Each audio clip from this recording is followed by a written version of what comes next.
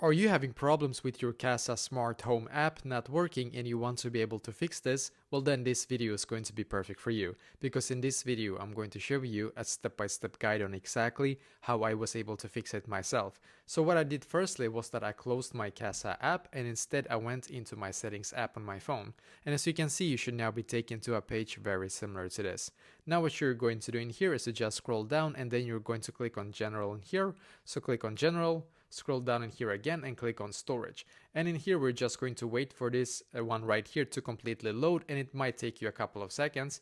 Then click on the search symbol in the top right corner, search like this, search for Kasa, and then click on the Kasa app. Then you're going to click on offload app and once again click on offload app in here. Just wait a couple of seconds in here and click on the blue button here again.